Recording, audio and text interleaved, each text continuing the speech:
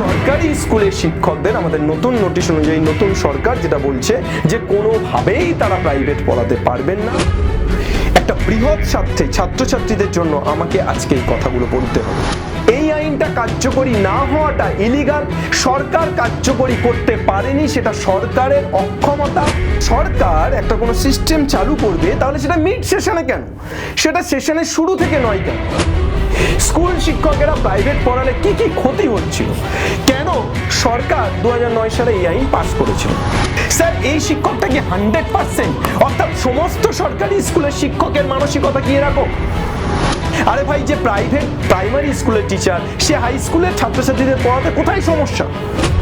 তাই যে সমস্ত অভিভাবক অভিভাবিকারা এটা বলছেন যে সরকারি স্কুলের শিক্ষক ছাড়া কোনো শিক্ষক যারা চাকরি পায়নি তারা ভালো পড়াতে পারেন না, এটা আমি মানি না।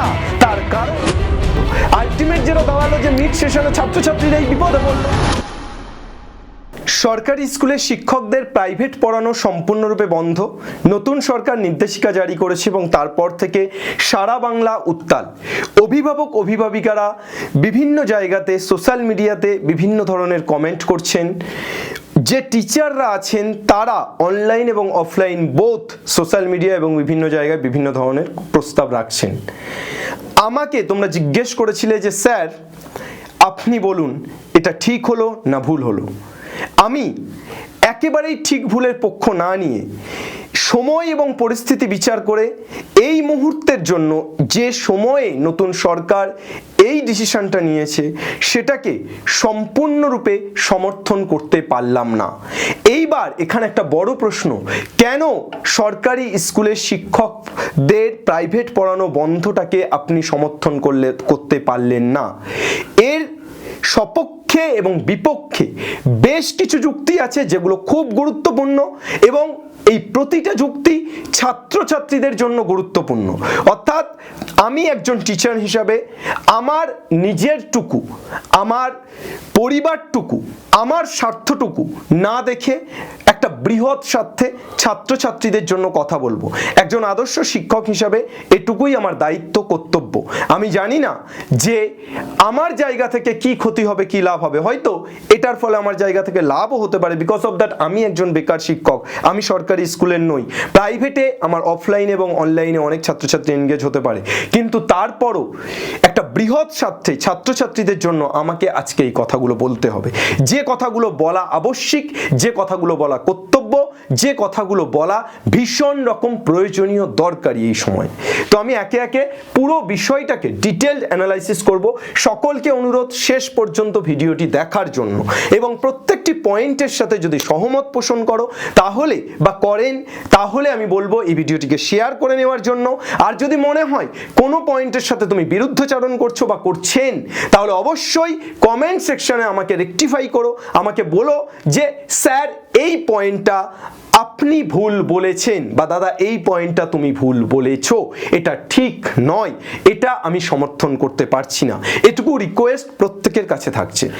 RTE right two education act ধারা 28, যেখানে 2009 সালে একটি আইন পাস হয়, যেখানে সম্পূর্ণরূপে পরিষ্কারভাবে বলা হয় যে সরকারি স্কুলের শিক্ষকেদের ব্যক্তিগতভাবে প্রাইভেট পড়ানো সম্পূর্ণরূপে বন্ধ এবং এর কারণ হিসাবে বেশ কিছু গুরুত্বপূর্ণ কারণ তুলে ধরা হয়। আজকে সেই সমস্ত কারণ নিয়ে আমরা একে একে অ্যানালাইসিস করব। কিন্তু আমরা যদি বাস্তবিক ক্ষেত্রে দেখি 2009 থেকে 2026 এই যে গোটা সময়টাতে এই আইন সঠিকভাবে কার্যকরী হয়নি। আচ্ছা, এটা কিন্তু একটা জিনিস পরিষ্কার বলি, শিক্ষার অধিকার আইন, এটা কিন্তু কোনো সংবিধানের আইন নয়। অর্থাৎ এই আইনটা কার্যকরী না হওয়াটা ইলিগাল, সরকার কার্যকরী করতে পারেনি, সেটা সরকারের অক্ষমতা এবং এই আইনটা যে শিক্ষকেরা মানেনি সেটা ইলিগাল কাজ করেছে। কিন্তু কোনোভাবেই এটা সংবিধান বিরোধী কাজ নয়, এটা আমি খুব পরিষ্কারভাবে প্রথমে বলে দিলাম, যদি সংবিধান বিরোধী কাজ হয় তাহলে আমার মনে হয় যে প্রত্যেকের তো এক্ষুনি যে সমস্ত শিক্ষকেরা এটা মানেনি এবং যে সরকার এই অক্ষমতা দেখিয়েছে তাদের প্রত্যেককে অ্যারেস্ট করে রাখা উচিত, তাদের প্রত্যেকে জেলে রাখা উচিত। সংবিধান বিরোধী কোনো মানুষকে আমাদের ভারতবর্ষের সংবিধান অনুযায়ী বাইরে রাখা যায় না। যে ভারতবর্ষের মধ্যে থাকছে অথচ সংবিধান বিরোধী কথাবার্তা বলছে, তাহলে তাকে আইন অনুযায়ী জেলের ভিতরেই বা তাকে শাস্তি দেওয়া উচিত। কিন্তু সেটা আমার মনে হয় না, একটু বেশি হয়ে যাচ্ছে। আমার মনে হয় এটা ইলিগাল কিন্তু সংবিধান বিরোধী নয়। এইবার আসি একে একে যে কেন এটা এতদিন মানা হয়নি। সর্বপ্রথম বলি যে দুটো অবস্থান দেখা গেছে এই 2009 থেকে 2026 সাল পর্যন্ত। একটা শিক্ষকদের অবস্থান, একটা শিক্ষকদের দুটো ভাগ। সরকারি স্কুলের শিক্ষক একদিকে যারা বেকার শিক্ষক, অর্থাৎ যারা সরকারি স্কুলে চাকরি পায়নি কিন্তু শিক্ষকতা করেন। সরকারি স্কুলের শিক্ষকেরা দীর্ঘদিন ধরে দিনের পর দিন তারা দিব্যি পড়িয়ে গেছে। আর এই যে বেকার শিক্ষকেরা এরা আওয়াজ তুলেছে, কখনো কখনো আন্দোলন করেছে, কখনো কখনো ডিএম অফিসে গিয়ে লেটার দিয়েছে যে হ্যাঁ সরকারি স্কুলের শিক্ষকদের পড়ানো বন্ধ করা হোক, কমিটি তৈরি করেছে, সংগঠন তৈরি করেছে, কিন্তু আখেরে কিছু লাভ হয়নি। তার কারণ সরকার 2-4 দিন ব্যাপারটা নিয়ে করা হয়েছে, আবার দেখা গেছে যেই কি সেই, এবং শিক্ষকেরা খুব সাবলীলভাবে পড়িয়ে চলেছে। এইবার বিষয় হচ্ছে সরকারি স্কুলের শিক্ষকদের আমাদের নতুন নোটিশ অনুযায়ী নতুন সরকার যেটা বলছে যে কোনোভাবেই তারা প্রাইভেট পড়াতে পারবেন না। যদি পড়াতে হয় তাহলে তারা রেমিডিয়াল কোচিং, যেটা সরকারের সহযোগিতায় তৈরি, সেই কোচিংয়ে পড়াতে পারবে। আর তারা ছাত্রছাত্রীদের ফলাফলের উপরে বা নম্বরের উপর চাপ সৃষ্টি করে টিউশনে আসতে বাধ্য করা যাবে না। আচ্ছা, এটা নিয়ে অভিভাবক অভিভাবিকা, শিক্ষক শিক্ষিকা এদের বিভিন্ন ধরনের মতামত পুরো সোশ্যাল মিডিয়া জুড়ে দেখা গেছে, আমরা দেখেছি। একজন অভিভাবিকা লিখছেন, আমার ছেলে দ্বাদশ শ্রেণীতে পড়ে, সেপ্টেম্বর মাসে 3rd সেমিস্টারের পরীক্ষা।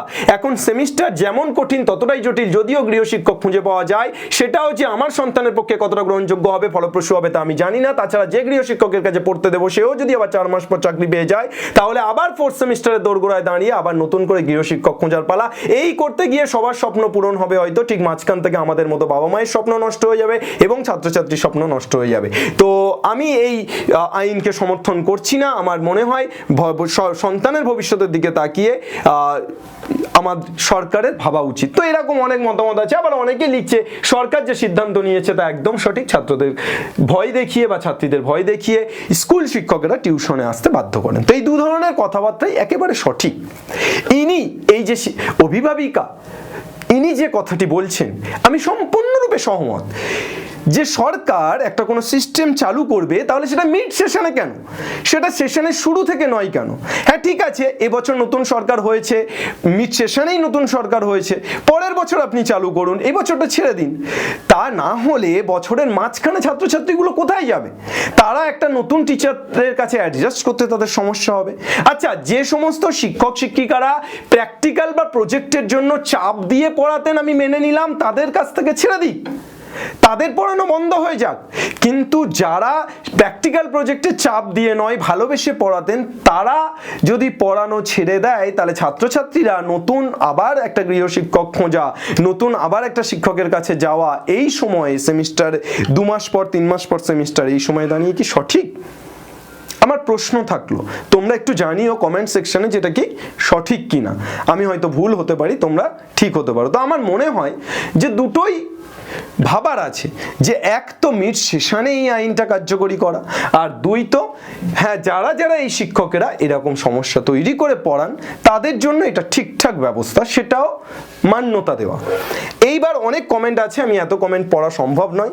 2009 সাল থেকে 2026 সাল এই যে সময়টাতে, আমি 2009 সালে একজন স্টুডেন্ট ছিলাম। 2016 সালে আমার গ্র্যাজুয়েশন কমপ্লিট হওয়ার পর আমি কমপ্লিট অ্যাজ এ প্রফেশন প্রাইভেটটা পড়ানো শুরু করি।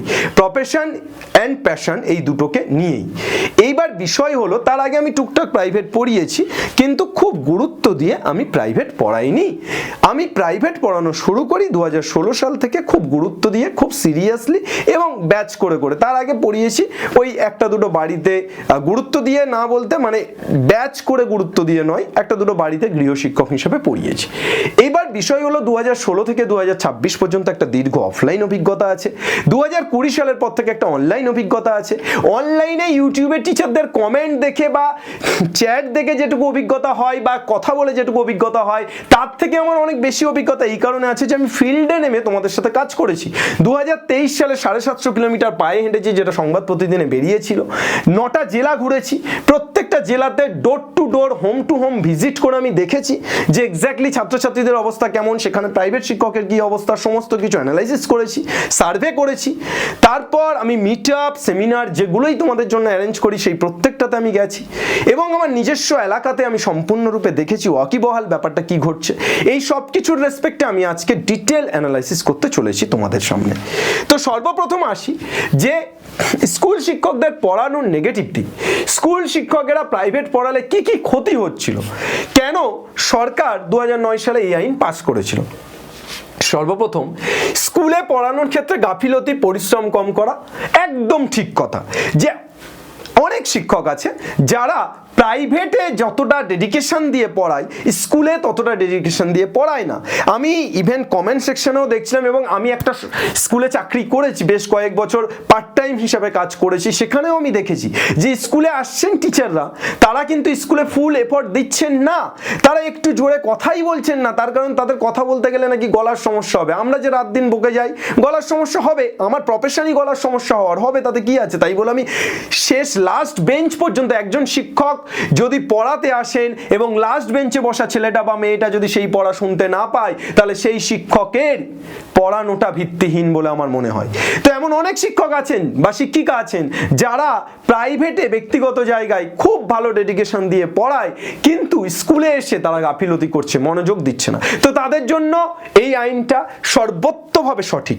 দ্বিতীয়ত, নম্বর বা প্র্যাকটিক্যালের প্রলোভন দেখিয়ে, খুব ইম্পর্টেন্ট একটা পয়েন্ট, নম্বর বা প্র্যাকটিক্যালের প্রলোভন দেখিয়ে ছাত্রছাত্রীদের কনভিন্স করা হয়, যেটা একেবারেই ঠিক নয়। ছাত্রছাত্রীদের উপর প্রেশার ক্রিয়েট করা হয়, আমার কাছেই পড়তে যেতে হবে, না হলে আমি প্রজেক্টে নম্বর দেব না। এই ধরনের শিক্ষকদের মানসিকতা আমাকে সত্যিই ব্যথিত করে। এই ধরনের শিক্ষকদের শিক্ষক হওয়ার যে যোগ্যতা আমি মনে করি সেটা নেই। একজন শিক্ষকের শিক্ষক হওয়ার যোগ্যতা তখনই থাকে যখন সে সর্বোত্তভাবে শিক্ষক, শুধু সাবজেক্টের নলেজ থাকলে সে শিক্ষক, এটা আমি বিশ্বাস করি না।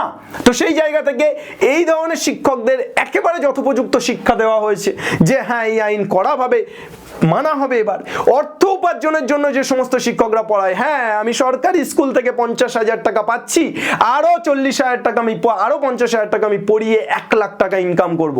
আমি 10 বছরে যে জায়গাটা অর্জন করতাম 5 বছরে সেই জায়গাটা বা 2 বছরে সেই জায়গাটা অর্জন করব। এই মানসিকতা নিয়ে যে শিক্ষকেরা পড়ায় তাদের জন্য এই আইন সর্বোত্তভাবে সঠিক।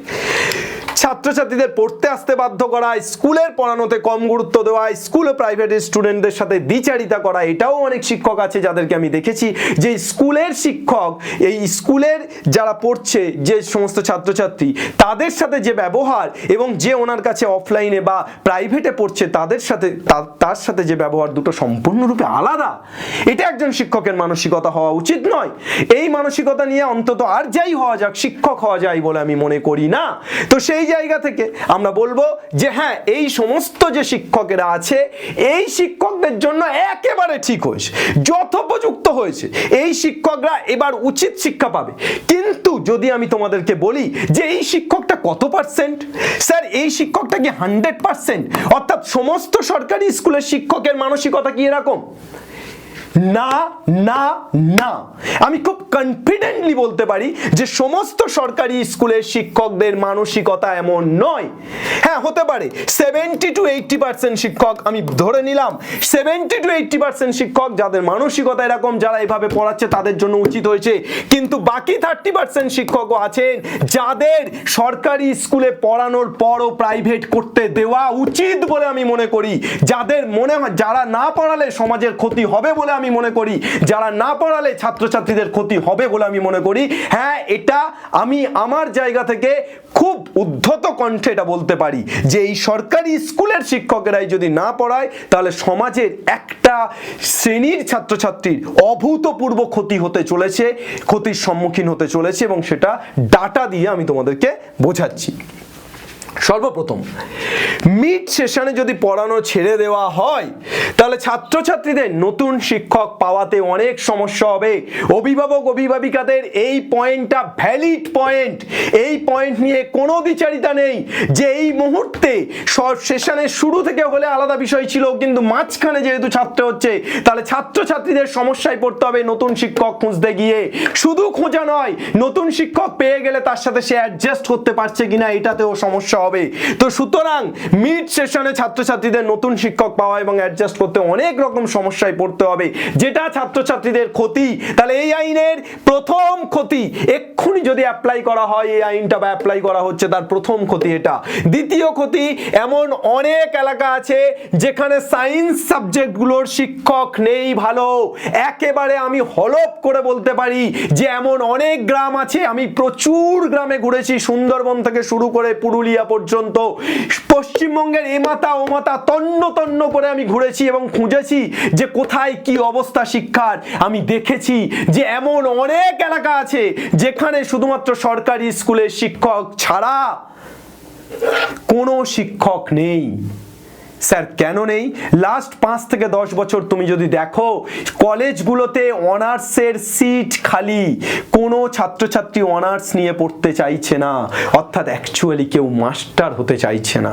তাহলে কেউ মাস্টার হতে চাইছে না, তো নতুন ছাত্রছাত্রী যারা শিক্ষক হবে তারা কোথা থেকে তৈরি হবে?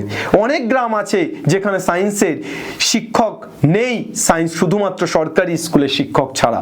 তাই সেই এলাকাতে কি হবে?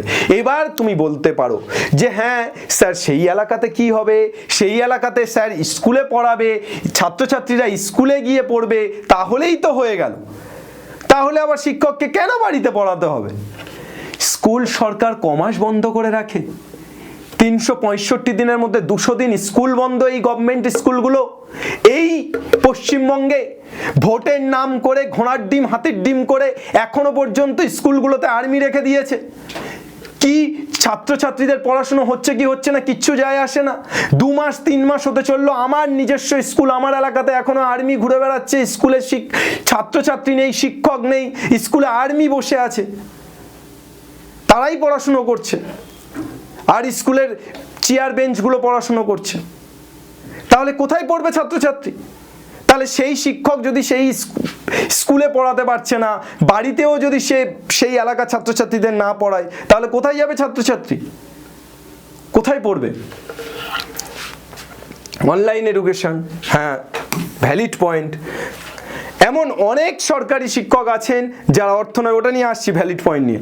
এমন অনেক সরকারি শিক্ষক আছেন যারা অর্থ নয়, শুধুমাত্র নির্ভেজাল ভালোবাসার জন্য পড়ান সকাল সন্ধে। একেবারে 100% আমি বলতে পারি যে এরকম শিক্ষক আছে এখনো এই পশ্চিমবঙ্গে, এই বাংলায় আছে, আমার দেখা আছে। এমন অনেক শিক্ষক আছেন। আমি নিজে ব্যক্তিগতভাবে যখন পড়াশোনা করেছি, আমার স্কুলের একজন ইংলিশ শিক্ষকের কাছে আমি প্রাইভেট পড়তে যেতাম সকাল সন্ধে। কত টাকা নিত? ফিস 1 টাকাও নয়। কিভাবে পড়াতো? Complete dedication. কেন স্কুলে পড়ানোর পর বাড়িতে পড়াতো? স্কুলে 100 জন ছাত্রছাত্রীকে পড়াতে গেলে যে গুরুত্বটা দেওয়া পসিবল, সেটা যে গুরুত্বটা একজন ছাত্রকে বাড়িতে দেওয়া পসিবল, সেটা 100 জন ছাত্রকে স্কুলে দেওয়া পসিবল নয়। তার মনে হয়েছিল, সেই শিক্ষকের মনে হয়েছিল যে হ্যাঁ আমাকে তিনি স্পেশালি গাইড করবেন, তার কারণ আমার মধ্যে তিনি তেমন কিছু দেখেছিলেন, তার জন্য আমাকে পড়াতেন। রব্বানি স্যার আমার এখনো মনে আছে। তাহলে এই শিক্ষকেরা কি দোষ করেছিল? আজও পড়ায়। এমন অনেক শিক্ষক আছে আমাদের ক্যানিং এলাকাতে, এমন অনেক শিক্ষক আছে যারা দূরের স্কুলে হয়তো চাকরি করে, কিন্তু তার এলাকাতে শুধুমাত্র ছাত্রছাত্রীদেরকে মানুষ করার জন্যই পড়ায়। তাদের কাছে অর্থটা প্রধান উদ্দেশ্য নয়, তাদের কাছে অর্থটা একেবারেই প্রধান উদ্দেশ্য নয়। এমন অনেক শিক্ষক আমার দেখা আছে। আমার খুব ভালো একজন অসমবয়সী শিক্ষক, আমার থেকে অনেক সিনিয়র, কিন্তু আমার বন্ধুর মতো, আমার দেখা আছে তিনি ইংলিশ পড়ান, প্রাইমারি স্কুলে চাকরি করেন, 11, 12, 9, 10 এর ইংলিশ পড়ান। তিনি কখনোই জীবনে একদিনও আমার মনে হয়নি অর্থের জন্য তিনি পড়িয়েছেন, তিনি ভালোবাসার জন্য পড়িয়েছেন। এই এলাকাতে ভালো ইংলিশ টিচার নেই বলে তিনি পড়িয়েছেন, এবং একেবারেই এই এলাকাতে ভুরি ভুরি ছাত্রছাত্রী যারা ইংলিশ অনার্স করেছে, পরবর্তীতে বেটার কিছু করেছে, তার কাছ থেকে পড়েছে সবাই। তো তিনি যদি না পড়াতেন তাহলে কি হতো? প্রশ্ন তো থাকবে। স্কুলের শিক্ষকতা করেন এমন অনেক শিক্ষক আছে যারা খুব ডেডিকেশন দিয়ে প্রাইভেটে পড়ান, কিন্তু কখনোই অর্থের জন্য পড়ান না। আমি তো দু একটা উদাহরণ দিলাম, এরকম ভুরি ভুরি উদাহরণ আছে। তোমাদেরই সরকারি শিক্ষকতা করেন না, কিন্তু সরকারি চাকরি করেন তোমাদের এসওই বাংলাতে দেবু স্যার এবং Bubai sir. Debu sir private কোম্পানিতে চাকরি করে, বুবাই স্যার সরকারি চাকরি করে। দুজনেই পড়ানোতে ভীষণ রকম প্যাশনেট। না পড়ালে হয়তো বাঁচতে পারবে না। হ্যাঁ, সরকারি চাকরি করে, ওটা তার রুজির জন্য, কিন্তু তিনি পড়ান ভালোবেসে, কমপ্লিট ভালোবেসে। এই যে বুবাই স্যার 5 বছর ধরে এসওই বাংলাতে পড়িয়ে চলেছেন কমপ্লিট ভালোবাসার জন্য। এসওই বাংলা থেকে কোনো রকম কোনো এক্সপেকটেশন নেই। শুধু বুবাই স্যার আমাকে বলে যে স্যার ছেলে মেয়েগুলো যাতে পড়ে, ছেলে মেয়েগুলো যাতে পড়াশোনাটা করে, এটুকুই আমার দাবি, এটুকুই আমি চাই, এবং আপনি যে কাজটা করছেন একটুকু সাপোর্ট যদি আমি করতে পারি সেটা আমার ভালো লাগবে। দেবু স্যার সেই সেম জিনিস। সোম থেকে শনি একটা মানুষ 10 ঘন্টা করে প্রাইভেট কোম্পানিতে চাকরি করার পর রবিবার শুধু ফাঁকা পায়, তারপরও প্রাইভেট পড়ান সারাদিন ভালোবাসার জন্য। তিনি চাইলে পরিবারের সাথে সময় কাটাতে পারতো, চাইলে রিল্যাক্স করতে পারতো, চাইলে ঘুরতে যেতে পারতো রবিবার করে, কিন্তু না, তিনি ভালোবাসার জন্য সকাল থেকে সন্ধ্যা প্রাইভেট পড়ান। তিনি বলেন যে তার বাবা প্রাইভেট একজন স্কুল টিচার ছিলেন, তার বাবা পড়াতেন, সেটা আমার এত ভালো লাগতো, আমার বাবাকে দেখে আমি ইন্সপায়ার্ড হয়ে আমার পড়ানোটা প্যাশন, আমি পড়াতে ভালোবাসি। কোনোদিন আমি যখন ছাত্র ছিলাম স্যারের কাছে পড়েছি, এবং এখনো বহু ছাত্রছাত্রী স্যারের কাছে অফলাইনে পড়ে, কোনোদিন এই সমস্ত স্যারেরা টাকার জন্য পড়ায় না। তাই যদি কেউ বলে কোনো অনলাইনে হোক অফলাইনে হোক যে সমস্ত শিক্ষক, সমস্ত সরকারি স্কুলের শিক্ষকেরা শুধুমাত্র টাকার জন্য, অর্থ উপার্জনের জন্য, প্রেশার ক্রিয়েট করার জন্য ছাত্রছাত্রীদের পড়ায়, আমি এটাকে মানি না। বিকজ অফ দ্যাট আজকের আমিনুর স্যার যদি তৈরি হয়েছে, এর একটা বড় কারণ সরকারি স্কুলের শিক্ষক। আমার স্কুলের বহু শিক্ষক সরকারি স্কুলের শিক্ষক আছেন যারা আমাকে পার্সোনালি গাইড করেছেন, প্রাইভেটে গাইড করেছেন, কখনো টাকার জন্য করেননি, আমাকে মানুষ করার জন্য করেছেন। আমি তাহলে তাদের প্রতি যদি এটা নিয়ে কথা না বলি, তাদের প্রতি অকৃতজ্ঞতা প্রকাশ করা হবে, এবং এখনো সেরকম আছেন। তো আমি একটা বুঝতে পারছি না যে সরকারি স্কুলের শিক্ষক হলেই প্রাইভেট পড়াতে পারবে না। আরে ভাই, যে প্রাইভেট প্রাইমারি স্কুলের টিচার, সে হাই স্কুলের ছাত্রছাত্রীদের পড়াতে কোথায় সমস্যা? কোথায় সমস্যা? তাহলে তো সে দ্বিচারিতা করছে না, তাহলে তো সে প্র্যাকটিক্যালের জন্য জোর দিচ্ছে না। যে কলেজের টিচার, সে হাই স্কুলের ছাত্রছাত্রীদের পড়াতে কোথায় সমস্যা? সে কি প্র্যাকটিক্যালের জন্য জোর দিচ্ছে? তাহলে তার উপরে কেন এটা হচ্ছে আমি জানি না। বেশ কয়েকটা পয়েন্ট যেগুলো ভ্যালিড পয়েন্ট আমার মনে হয়েছে, সেগুলো নিয়ে আমি কথা বলবো। সরকারি স্কুলের শিক্ষকেরা কি সত্যিই চাকরিহীন বেকার শিক্ষক শিক্ষিকাদের থেকে ভালো পড়ান? এটা আমি মানি না, এটা আমি মানি না। আমার মনে হয় যোগ্যতাই মাপকাঠি। একজন সরকারি স্কুলের শিক্ষক যতটা ভালো পড়াতে পারেন, একজন বেকার শিক্ষক যে সরকারি স্কুলের শিক্ষক নয়, সে তার থেকেও ভালো পড়াতে পারেন। আজকের যে খান স্যার সারা ভারতের সবচেয়ে পপুলার শিক্ষক হিসেবে, পপুলার ফেস হিসেবে জানানো হয়, তিনি কোনো সরকারি স্কুলে পড়ান, তাহলে সরকারি স্কুলের শিক্ষক হলেই তিনি ভালো পড়াতে পারবেন। আলাক পান্ডে পিডব্লিউতে যিনি প্রতিষ্ঠা করেছেন, তিনি কোনো সরকারি স্কুলের শিক্ষক, সরকারি স্কুলের শিক্ষক হলেই ভালো পড়াতে পারবে, এটা আমি মানি না। সরকারি স্কুলের শিক্ষক হওয়ার, ভালো পড়ানোর জন্য সরকারি স্কুলের শিক্ষক হওয়ার কোনো প্রয়োজনীয়তা পড়ে না। তাই যে সমস্ত অভিভাবক অভিভাবিকারা এটা বলছেন যে সরকারি স্কুলের শিক্ষক ছাড়া কোনো শিক্ষক যারা চাকরি পায়নি তারা ভালো পড়াতে পারেন না, এটা আমি মানি না। তার কারণ আজকের এই পশ্চিমবাংলার মধ্যেও আমরা যে প্ল্যাটফর্মগুলো তৈরি করেছি ছিন্ন ভিন্ন ভাবে, বিভিন্ন দিকে যে প্ল্যাটফর্মগুলো আছে, সেখান থেকেও কিন্তু অনেক অনেক অনেক ভালো রেজাল্ট আসছে। এবছরই উচ্চ মাধ্যমিকে যারা র্যাঙ্ক করেছে, এসওই বাংলা থেকে পড়াশোনা করেছে, তাদেরকে তো টাকা দিয়ে বলিনি যে তোরা প্রমোশন কর। আমি তাদেরকে বাড়িতে গেছি, তাদের একটা ইন্টারভিউ করব বলে, আমি ভাবিও নি যে তারা এসওই বাংলা থেকে পড়াশোনা করেছে। তারা নিজেরাই বলছে স্যার আপনাকে চিনি আমরা, আপনার গামছা মাথা পড়ানো দেখেছি আমরা। তাহলে এইটাই তো যোগ্যতার মাপকাঠি, যে আমার পড়ানো দেখছে ছাত্রছাত্রী। তাহলে সেক্ষেত্রে আমি এটাকে কমপ্লিটলি ডিনাই করি যে এই পয়েন্টটা একেবারেই ভ্যালিড পয়েন্ট নয়। দ্বিতীয়ত যেটা হচ্ছে, সরকারি স্কুলের শিক্ষক শিক্ষিকাগণ পড়ালে কি সত্যিই বেকারদের অবস্থা খারাপ হবে? এই মরা কান্না, এই কুমির কান্না কেঁদে কোনো লাভ নেই। দেখো, আমি যখন পড়ানো শুরু করি তখন আমার এখানে সরকারি স্কুলের শিক্ষকরা পড়াতেন, এখনো পড়ান, এখনো তারা পড়ান। আমি উইথ ডিউ রেসপেক্ট এটা বলতে পারি যে আমি যে সময়ে পড়ানো শুরু করেছি, আমি কখনোই ভাবিনি যে তাদের কাছে ছাত্রছাত্রীরা পড়ছে বলে আমার কাছে কম আসবে, বরং দেখা গেছে বছরের পর বছর ঘোরার পর ছাত্রছাত্রীর সংখ্যা বেড়েছে, বই কমেনি। তো সুতরাং তুমি তোমার ডেডিকেশন যেমন দেখাবে, তুমি তোমার যোগ্যতা, তোমার কোয়ালিটি, তোমার ক্যাপাবিলিটি, তোমার ডেডিকেশন, এই সব কিছুর উপর বেস করে ডিপেন্ড করবে তোমার ছাত্রছাত্রী। তুমি যতটা ছাত্রছাত্রীদের প্রতি ডেডিকেটেড হবে, ছাত্রছাত্রী তোমার প্রতি ততটা ডেডিকেটেড হবে। এই জায়গাতে সরকারি স্কুলের শিক্ষক বলে আলাদা প্রায়োরিটি পাওয়ার কোনো জায়গা নেই। কিন্তু যদি সেই শিক্ষক প্রাইভেটে এটা বলে যে তোকে প্রজেক্টে নাম্বার কম দেবো, তোকে প্র্যাকটিক্যালে নাম্বার কম দেবো আমার কাছে পড়তে না আসলে, তাহলে আমার মনে হয় আন্দোলন করা উচিত। তাহলে আমার মনে হয় সেই শিক্ষকের কাছে পড়তেই যাওয়া উচিত নয়, তাই না? সেই শিক্ষকের বিরুদ্ধে আন্দোলন করা উচিত এবং সাধারণ মানুষের কথা বলা উচিত। ওকে, এইবার বিষয়টা হচ্ছে যে তাহলে আলটিমেট কি দাঁড়ালো? আলটিমেট যেটা দাঁড়ালো যে মিড সেশনে ছাত্রছাত্রীরা এই বিপদে পড়লো। এইটাকে পরের বছরের শুরু থেকে করতে পারতো বা আরো আগে করতে পারতো, আরো আগে করার অপশন ছিল না, কিন্তু পরের বছরের শুরু থেকে এটাকে খুব সিরিয়াসলি করতে পারতো। কিন্তু মিড সেশনে করে ছাত্রছাত্রীদের বিপদে ফেললো। এটা আমার ব্যক্তিগত মতামত। এটা আমি ভুল হতে পারি, আমি ঠিক হতে পারি, কমেন্ট সেকশনে ধরিয়ে দেবেন, কিন্তু আমার ব্যক্তিগত মতামত এটা মিড সেশনে করার কোনো জায়গা নেই। কিন্তু যেটা হয়ে গেছে, যেটা আমাদের হাতে নেই, সেটা আমরা পরিবর্তন করতে পারবো না। আমরা কি পারি? আমরা যেটুকু পারি, আমাদের হাতে যেটুকু আছে সেটুকু করতে পারি।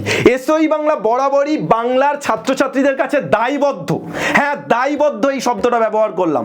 এসওই বাংলা কখনোই শুধুমাত্র লাইক, ভিউ, সাবস্ক্রাইবার বা ইনকামের জন্য এসওই বাংলা চ্যানেল খোলেনি, এবং যে মানুষটা খুলেছিল সেই মানুষটা আজও দাঁড়িয়ে এখানেই, আমি এই প্ল্যাটফর্মে দাঁড়িয়ে সেটাই বলছি যে কখনোই এই সমস্তর জন্য আমি এসওই বাংলা খুলিনি। আমি এসওই বাংলাকে স্টার্ট করেছিলাম, চালু করেছিলাম এই অর্থেই যে বাংলার গরিব ছেলেমেয়েরা পড়তে পারবে। যারা টিউশনে মোটা ফিস দিয়ে পড়তে পারছে না, তাদের প্রত্যেকের কাছে চ্যাপ্টার টু চ্যাপ্টার পড়ানো আমি তুলে ধরবো।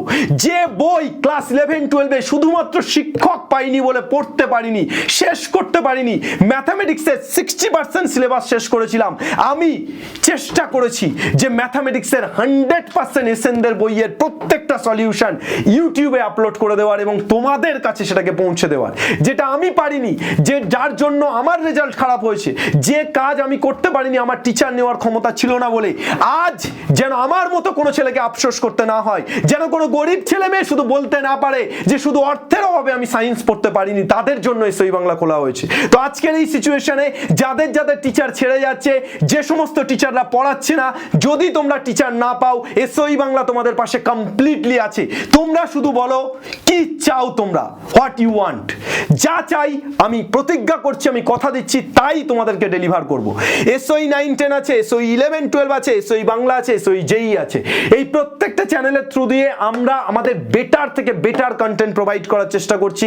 আমরা চেষ্টা করছি বাংলার প্রত্যেকটি ছেলে মেয়ের জন্য লাইক ভিউর চক্কর পেরিয়ে একেবারে প্রপার এডুকেশন দেওয়ার, একেবারে বছরের শুরু থেকে বছরের শেষ পর্যন্ত রেগুলার বেসিসে ক্লাস আনার, কিসে তোমাদের ভালো হয়, কি করলে ছাত্রছাত্রীদের বেনিফিট হয় সেটা করার, শুধুমাত্র ছাত্রছাত্রীদের কাছে প্রমোশন করার নয়।